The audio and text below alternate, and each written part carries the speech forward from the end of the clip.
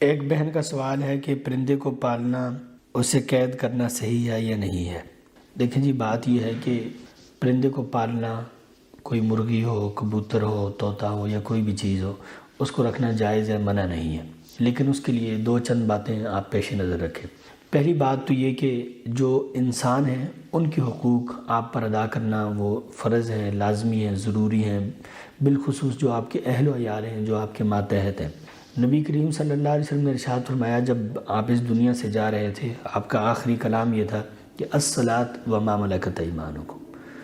نماز کا خیال رکھنا اور اپنے ماتحت لوگوں کا خیال رکھنا۔ اسی طرح اور حدیث میں ہے، سنن نبی داؤد میں نبی کریم صلی اللہ علیہ وسلم نے ارشاد فرمایا، کفا بالمرء اسما ان یضیع من یقوت، بندے کے گناہگار ہونے کے لیے یہ بات کافی ہے کہ جن افراد کا ذمہ اس کے ذمے ہے، یعنی جن کا خرچ اس کے ذمے ہے، وہ اس میں کوتاہی کرے۔ تو میری یہ بات کرنے کا مقصد یہ ہے کہ پرندے ضرور پالنے چاہیے، لیکن اس سے پہلے رشتے پالنے چاہیے۔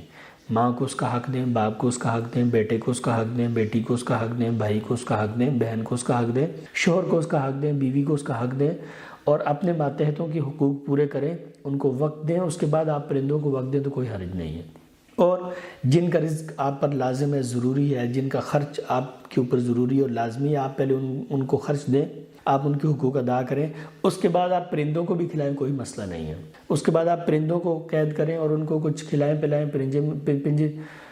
اس کے بعد آپ پرندوں کو کچھ کھلائیں پلائیں، پنجرے میں بند کریں، کوئی حرج نہیں ہے، کوئی مسئلہ نہیں ہے۔ اس بات کو یاد رکھتے ہوئے کہ نبی کریم صلی اللہ علیہ وسلم نے ارشاد فرمایا صحیح بخاری میں کہ ایک عورت نے بلی پالی اور اس بلی کو بند کر دیا اور اس کو کچھ کھانے پینے کے لیے نہ دیا، نہ ہی اس کو آزاد چھوڑا کہ وہ خود اپنا کھانا پینا پیدا کرے، تو اس کو اس حال میں قید کر لیا کہ نہ تو خود اسے کچھ کھانے کے لیے دیتی تھی، نہ ہی اسے آزاد کرتی تھی۔ تو نبی کریم صلی اللہ علیہ وسلم نے فرمایا وہ بلی اور وہ عورت دونوں جہنم میں ہیں۔ یعنی آپ صلی اللہ علیہ وسلم نے اس کو اتنی سخت وعید سنائی کہ اس نے بلی کو بند کیا اور اس کی وجہ سے اسے عذاب ہوا اور وہ جہنم میں چلی گئی، کیونکہ اس نے کوتاہی کی۔ لیکن اگر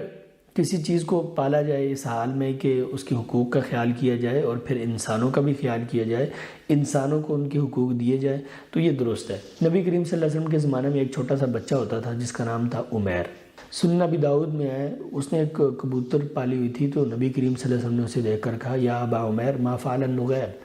اے عمیر،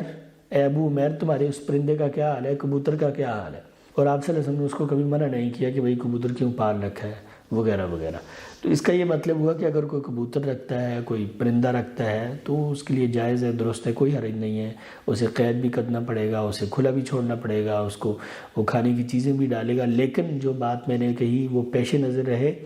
کہ پرندوں کے حقوق بعد میں ہیں، انسانوں کے حقوق پہلے ہیں، وہ ادا کرنے چاہیے۔ بہت شکریہ۔